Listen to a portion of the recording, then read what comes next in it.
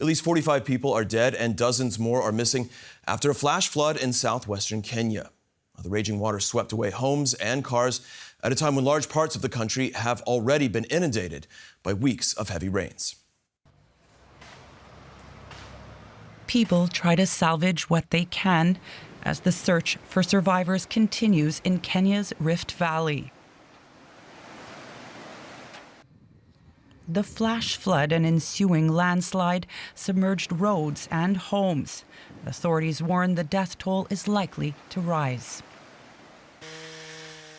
The powerful flood uprooted many trees as the water spilled downstream, trapping vehicles and blocking major roadways.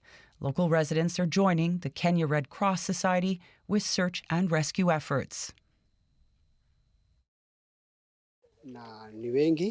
Many people have died, and we have saved around a dozen people this morning.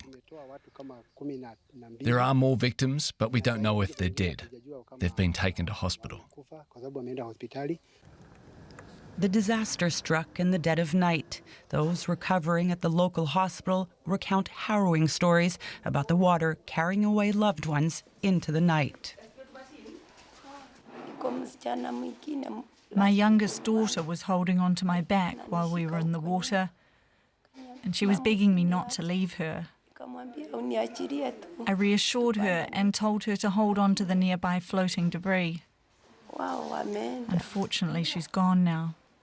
My eldest daughter is in hospital, but the rest of the children.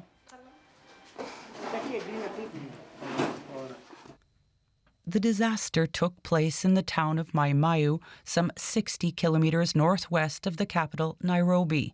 Police initially blamed the flooding on a burst dam. It's now believed a debris-clogged gully may have been the source of the tragedy. Flash floods and heavy rains have displaced thousands of Kenyans in recent weeks. The government says help is on the way.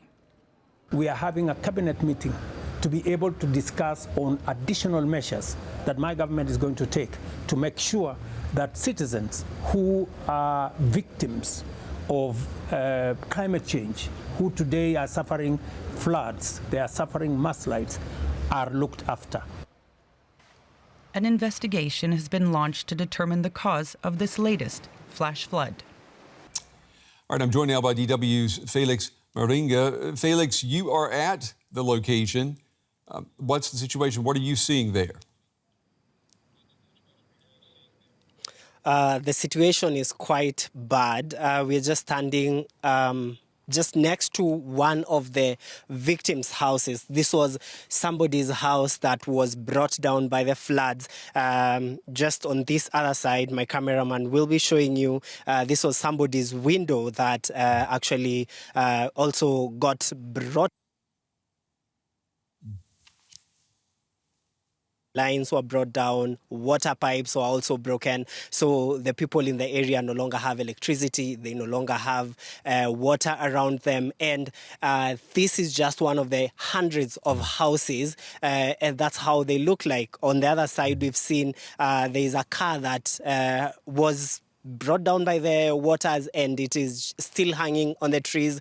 Several cars that belong to different owners are in different homesteads, places where they had their lavatories and everything. Literally all of them brought down, and people here are devastated. People are saying they've never seen whatever they've seen. This is one of a kind. Yeah, I mean, what you're showing us, it's clear that they certainly had no time to prepare. They didn't see what was about to happen.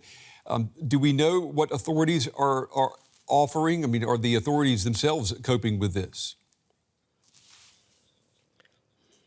So when the incident took place, the locals jumped in and started rescuing their fellows. Later on, police and other servicemen came and started rescuing the people. People were rushed to hospitals. the Minister for Transport, as well as the governor from this area and Kenya's deputy president, all visited the area and the victims, and they promised support. They came with foodstuffs, but that is the much that was done today. But they've said they will cater, they will take care of the hospital bills. They'll also ensure that the victims of this particular flooding are taken care of. But that is just what they said. It's not started taking place, but the victims are sheltered in different schools and churches around the area. And Felix, we want to let our viewers know that, right now is the rainy season in Kenya. The rainy season has been a tough one, but are these rains, are they different from what we've seen in past years? Going by what has happened in Nairobi and other places within the country, it is very different. We're seeing rivers breaking banks. So many people died. So many people have been displaced from their homes.